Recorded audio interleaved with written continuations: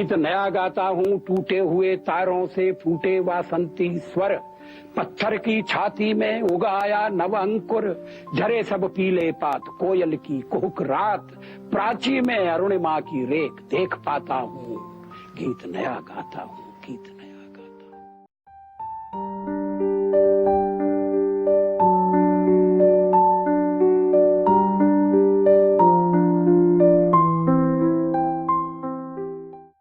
भारतीय राजनीतिक इतिहास में बहुत से नेता आए और गए, लेकिन कुछ ऐसे होते हैं जो अपनी अनूठी छवि, अपने विचारों और कार्यों से इतिहास के पन्नों में अमर हो जाते हैं। आज हम बात करेंगे एक ऐसे महानायक की जिन्होंने न केवल भारत की राजनीति को नई दिशा दी, बल्कि अपने विचारों और कविताओं से करोड़ों लोगों के दिलों को प्रेरित किया। अटल बिहारी वाजपेयी एक ऐसा नाम जो सच्चाई और साहस का प्रतीक है, एक ऐसा नेता जो सत्ता का नहीं, सेवा का पुजारी था। ये कहानी है उनके संघर्ष, समर्पण और सेवा की।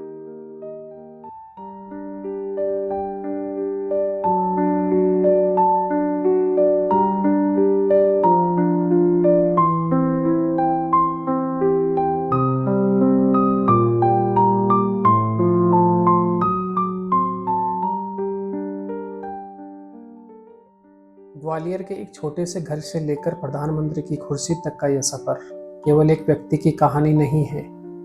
ये कहानी है एक विचारों की जिन्होंने पूरे राष्ट्र को बदल दिया।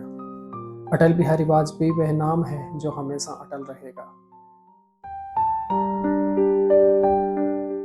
टूटे हुए सपने की सुने कौन सिसकी, टूटे हुए सपने की सुने कौन सिसकी, अंतर को चीर व्यथा पलकों पर ठिठकी, हार नहीं मानूंगा रार नहीं ठानूंगा, काल के कपाल पर लिखता मिटाता हूँ, गीत नया गाता हूँ, गीत नया गाता हूँ। 25 दिसंबर 1924 को ग्वालियर के एक साधारण से ब्राह्मण परिवार में जन्मे अटल बिहारी वाजपेयी का जीवन शुरुआत से ही साधारण था, लेकिन उनकी सोच असाधारण है। उनके पिता कृष्ण बिहारी वाजपेयी एक कवि और शिक्षक थे। उनकी मां कृष्णा देवी एक धार्मिक महिला थी। उनकी प्रारंभिक शिक्षा ग्वालियर के सरस्वती शिशु मंदिर में हुई। उनका कविता और लेखन के प्रति झुकाव बचपन से ही था। उनकी पहली कविता 10 साल की उम्र में लिखी गई। कानपुर के डीएवी कॉलेज से राजनीतिक विज्ञान में एमबीए डिग्री, जहां उन्होंने अपने पिता के साथ पढ़ाई की। अटल जी ने खुद कहा था, मेरे पिता मेरे सहपाठी और गुरु दोनों थे। उनके साथ पढ़ाई करना मेरे जीवन का सबसे बड़ा अनुभव था। बचपन से ही वो वाद विवाद प्रतियोगिताओं में भाग लेते और अपनी ओजस्वी आवाज में लोगों को प्रभावित करते थे। यह उनकी भाषण कला का शुरुआती दौर था।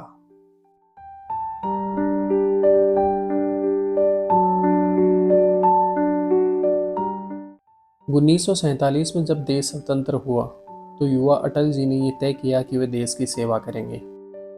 आरएसएस से जुड़कर उन्होंने समाज की सेवा की शुरुआत की। 1951 में डॉक्टर श्याम प्रसाद मुखर्जी के नेतृत्व में भारतीय जनसंघ की स्थापना हुई। ये दल भारतीय राजनीति की नई विचारधारा को लेकर आया, जो राष्ट्रीयवाद, सांस्कृतिक विरासत और स्वदेशी नीतियों पर आधारित थी। अटल बिहारी वाजपेयी ने शुरुआत में ही जनसंघ के साथ शामिल होकर अपने नेतृत्व कौशल और ओजस्वी वाणी से पार्टी को मजबूती प्रदान की। वे डॉक्टर श्याम प्रसाद मुखर्जी के विश्वासपात्र सहयोगी बने। मुखर्जी ने अटल जी के तेजस्वी व्यक्तित्व को पहचानते हुए उन्हें पार्टी के प्रचार प्रसार की जिम्मेदारी सौंपी। 1953 में जब डॉक्टर श्याम प्रसाद मुखर्जी जम्मू कश्मीर में एक देश, एक विधान, एक प्रधान आंदोलन के दौरान गिरफ्तार हुए और उनके बाद उनकी संदिग्ध परिस्थितियों में मृत्यु हो गई, तो यह घटना अटल जी के जीवन का एक निर्णायक मोड़ बन गई।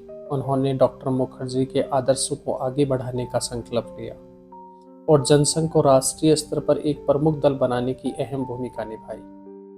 ये युग परिवर्तनकारी संकेत हैं।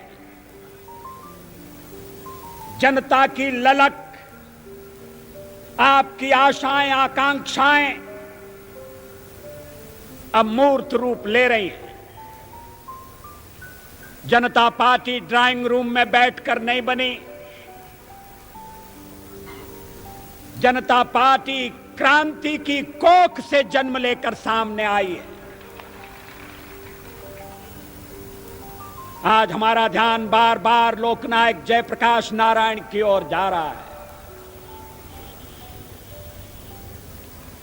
हम सोचते थे, हम चाहते थे वो प्रातः काल हमें आशीर्वाद देने के लिए हमारे बीच में हो, लेकिन ऐसा संभव नहीं हो सका। उनका संदेश सवेरे पढ़कर सुनाया गया।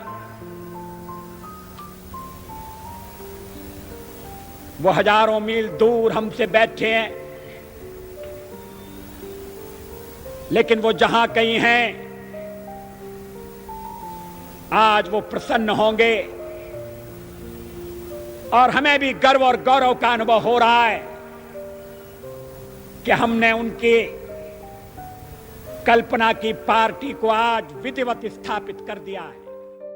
अटल जी की विचारधारा, नेतृत्व और समर्पण ने उन्हें पार्टी के शीर्ष नेताओं में शामिल कर दिया और यही जनसंघ आगे चलकर 1980 में भारतीय जनता पार्टी भाजपा के रूप में स्थापित हुआ। 1957 में बलरामपुर से लोकसभा चुनाव जीतकर वो पहली बार संसद में सांसद बनकर पहुंचे। अटल जी की राजनीति का यह प्रारंभिक दौर था, लेकिन उन्होंने अपने भाषणों और विचारों से पूरे देश में अपनी छवि बना ली। पंडित जवाहरलाल नेहरू, जो स्वतंत्र भारत के पहले प्रधानमंत्री थे, ने अटल बिहारी वाजपेयी के शुरुआती राजनीति जीवन में उनकी प्रभावशाली व्यक्तित्व और प्रभावशाली वक्तव्य कला को पहचान लिया था। 1957 में अटल जी के बलरामपुर से लोकसभा सांसद के रूप में संसद में उनके पहले ही भाषण ने सभी का ध्यान आकर्षित किया। इनकी तार्किक क्षमता, स्पष्ट विचारधारा और ओजस्वी वाणी ने नेहरू जी को भी प्रभावित किया। नेहरू जी ने उनके इस भाषण के बाद भविष्यवाणी की थी कि यह व्यक्ति एक दिन भारत का प्रधानमंत्री बनेगा। ये कथन अटल जी के नेतृत्व और क्षमता पर नेहरू जी के विश्वास को दर्शाता है। नेहरू जी की यह भविष्यवाणी सच साबित हुई। 1996 में और फिर 1998 में अटल बिहारी वाजपेयी भारत के प्रधानमंत्री बने और अपने कार्यकाल में भारतीय राजनीति में एक अनूठी छाप छोड़ी।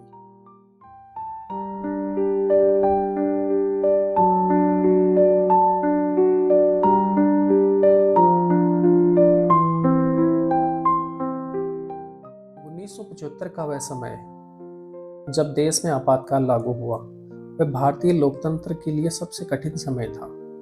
अटल बिहारी वाजपेयी जी ने इसका डटकर विरोध किया। 1975 में तत्कालीन प्रधानमंत्री इंदिरा गांधी ने देश पे आपातकाल लगाने की घोषणा की, जिसे भारतीय लोकतंत्र के इतिहास में काला अध्याय माना जाता है। आपातकाल के दौरान नागरिक अधिकारों का हनन हुआ, प्रेस की स्वतंत्रता पर रोक लगाई गई और विपक्ष के नेताओं को गिरफ्तार कर जेल में डाल दिया गया। अटल बिहारी वाजपेयी, जो उस समय जनसंघ के प्रमुख नेताओं में से एक थे, इस अलोकतांत्रिक कदम का विरोध कर रहे थे। उन्हें भी गिरफ्तार कर जेल में भेज दिया गया। जेल में रहते हुए अटल जी ने संघर्ष और धैर्य का परिचय दिया और लोकतंत्र की रक्षा के लिए अपना जीवन समर्पित करने का संकल्प लिया। आपातकाल की समाप्ति के बाद 1977 में देश में लोकसभा चुनाव हुए, जिसमें जनता पार्टी ने इंदिरा गांधी की कांग्रेस पार्टी को पराजित किया। ये भारतीय राजनीति का एक ऐतिहासिक मोड़ था। जनता पार्टी की सरकार में अटल बिहारी वाजपेयी को विदेश मंत्री बनाया गया। इस भूमिका में उन्होंने भारतीय विदेश नीति को एक नई दिशा दी। अटल जी ने अपने कार्यकाल में पड़ोसी देशों के साथ संबंध सुधारने के प्रयास किए और भारत को एक वैश्विक मंच पर मजबूत स्थिति में रखा। 1977 में विदेश मंत्री के रूप में अटल बिहारी वाजपेयी ने संयुक्त राष्ट्र महासभा में हिंदी में भाषण देकर इतिहास रच दिया। यह पहली बार था जब भारत ने अपने विचारों को वैश्विक मंच पर अपनी मातृभाषा में प्रस्तुत किया। यह भाषण भारत की सांस्कृतिक पहचान और आत्मनिर्भरता का प्रतीक बन गया। यह अटल जी की दूरदर्शिता और राष्ट्रवाद का परिचायक था। इनका यह कदम अंतर्राष्ट्रीय समुदाय के बीच भारत की एक अलग पहचान बनाने में मील का पत्थर साबित हुआ। अध्यक्ष महोदय, वसुधैव कुटुंबकम की परिकल्पना बहुत पुरानी है। भारत में सदा से हमारा इस धारणा में विश्वास रहा है कि सारा संसार एक परिवार है। अनेकानेक प्रयत्नों और कष्टों के बाद संयुक्त राष्ट्र के रूप में इस स्वप्न के अब साकार होने की संभावना है।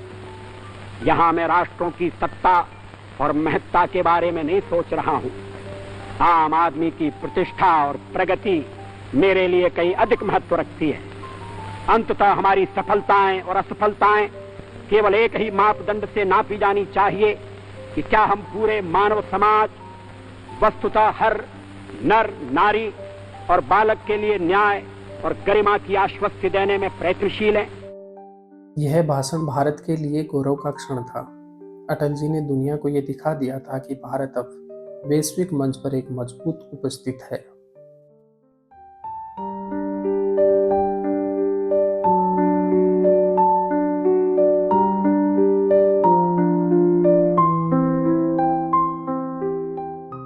उन्नीस सौ 96 में अटल बिहारी वाजपेयी पहली बार प्रधानमंत्री बने।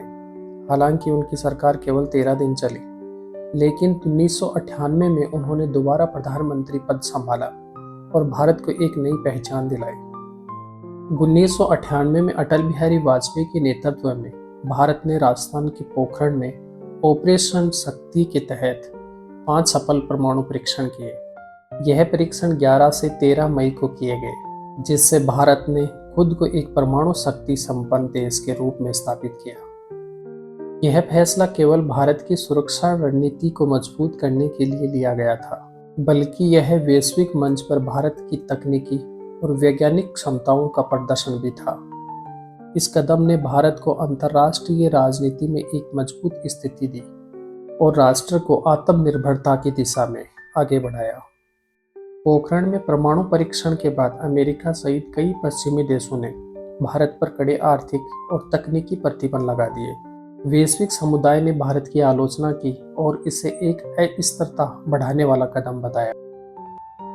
लेकिन हमारी नीति है, और मैं समझता हूं ये देश की नीति रही है कि मिनिमम डिटरेंट होना चाहिए, वो क्रेडिबल भी होना चाहिए।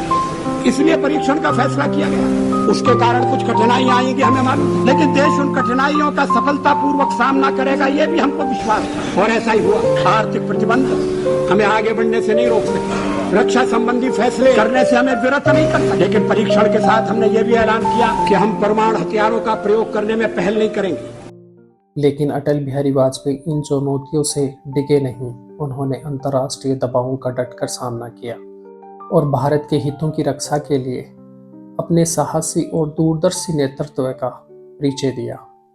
अटल जी ने कूटनीतिक प्रयासों के माध्यम से यह सुनिश्चित किया कि भारत को वैश्विक मंच पर अलग थलग न पड़े।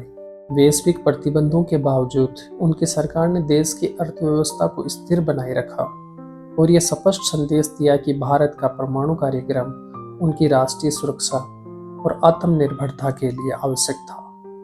इनके इस साहसी कदम को इतिहास में भारत की रणनीतिक स्वतंत्रता और राष्ट्रीय गर्व का प्रतीक माना जाता है। कदम मिलाकर चलना होगा, बाधाएं आती है आए, घृणय प्रलय की घोर घटाए, पांवों के नीचे अंगारे, सर पर बरसे यदि ज्वालाएं, निज हाथों से हंसते हंसते आग लगाकर चलना होगा, कदम मिलाकर चलना होगा। 1996 में जब पाकिस्तान ने धोखे से कारगिल पर हमला किया, अटल जी ने अपने नेतृत्व में इस संकट का समाधान निकाला। कारगिल युद्ध के दौरान जब भारतीय सेना पाकिस्तानी घुसपैठियों को बाहर निकालने के लिए कठिन परिस्थितियों का संघर्ष कर रही थी, अटल बिहारी वाजपेयी ने व्यक्तिगत रूप से सेना का मनोबल बढ़ाने के लिए अंतिम मोर्चे पर अपनी उपस्थिति दर्ज कराई। उन्होंने युद्ध क्षेत्र के पास जाकर सैनिकों से मुलाकात की और उन्हें प्रेरित करते हुए कहा, हम आपके साहस, समर्पण और बलिदान से प्रेरणा लेते हैं, पूरा देश आपके साथ है। इनकी इसी पहल ने न केवल सैनिकों का हौसला बढ़ाया बल्कि पूरे देश को एकजुट कर दिया।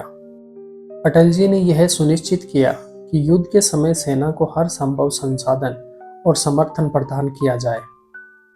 उनके नेतृत्व में ऑपरेशन विजय सफल रहा और भारतीय सेना ने कारगिल की चोटियों को फिर से अपने नियंत्रण में ले लिया। कारगिल युद्ध के दौरान अटल बिहारी वाजपेयी ने यह स्पष्ट कर दिया कि भारत युद्ध नहीं चाहता, लेकिन अपनी संप्रभुता और सम्मान की रक्षा के लिए किसी भी हद तक जाने के लिए तैयार है। अंतर्राष्ट्रीय मंच पर उन्होंने यह भी रेखांकित किया कि पाकिस्तान ने धोखेबाजी करते हुए घुसपैठ की थी, जबकि दोनों देशों के बीच शांति प्रक्रिया चल रही थी। उन्होंने भारत का पक्ष इतनी प्रभावी ढंग से रखा कि वैश्विक समुदाय पाकिस्तान की आलोचना करने और भारत का समर्थन करने के लिए मजबूर हो गया। अटल जी की कूटनीति न केवल भारत को नैतिक जीत दिलाई, बल्कि भारत की छवि को एक शांतिप्रिय और जिम्मेदार राष्ट्र के रूप में मजबूत किया। यह युद्ध भारत के लिए धैर्य, दृढ़ता और कूटनीति की जीत का प्रतीक बन गया और इसमें अटल जी का नेतृत्व निर्णायक भूमिका में रहा।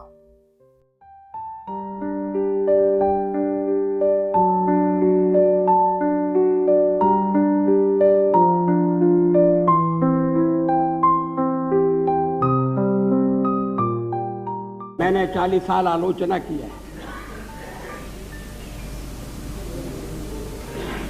आज भी अधिकांश में आलोचना सुनना पड़ी है।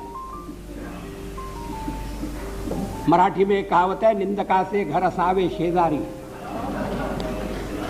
क्या मतलब? निंदक नियरे राखिए आंगन कुटी छबाए। निंदा करने वाले को पास में रखना चाहिए, चापलूस नहीं तो बिगाड़ देंगे। अगर निंदक रहेगा तो बिना साबुन और पानी के सफाई करता रहेगा। बार बार इस चर्चा में एक स्वर सुनाई दिया है कि वाजपेयी तो अच्छा है मगर पार्टी ठीक।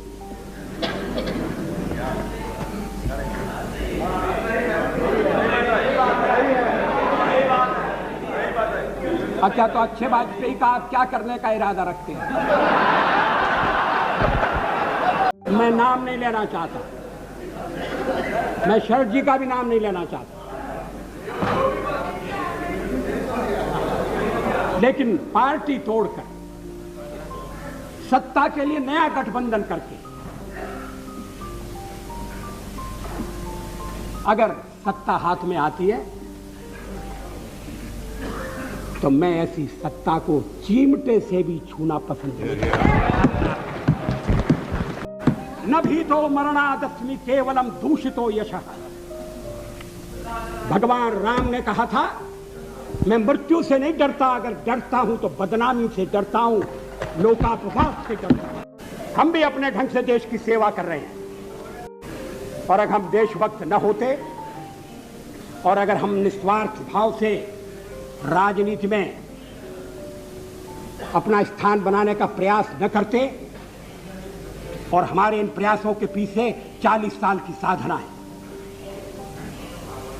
ये कोई आकस्मिक जनादेश नहीं है, कोई चमत्कार नहीं हुआ है। हमने मेहनत की है, हम लोगों में गए हैं, हमने संघर्ष किया है। पार्टी 365 दिन चलने वाली पार्टी है। ये कोई चुनाव में कुकुर मुक्के की तरह से खड़ी होने वाली पार्टी नहीं। देश में ध्रुवीकरण नहीं होना चाहिए,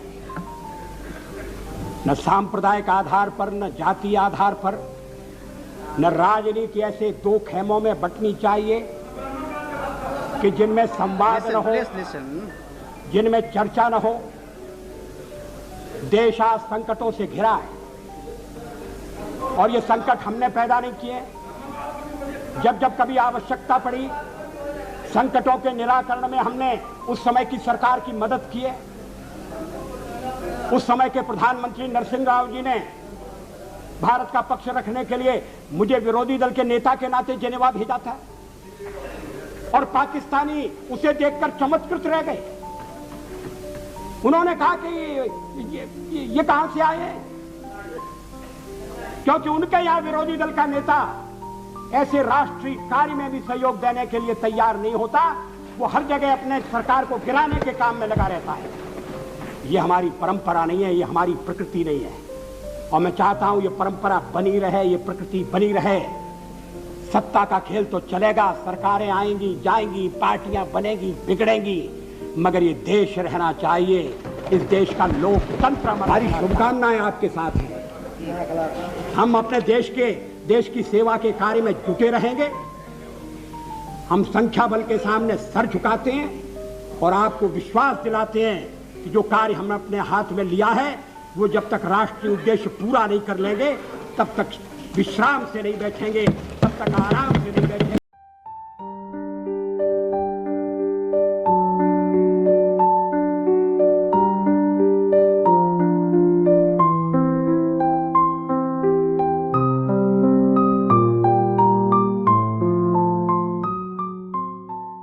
मौत से ठन गई।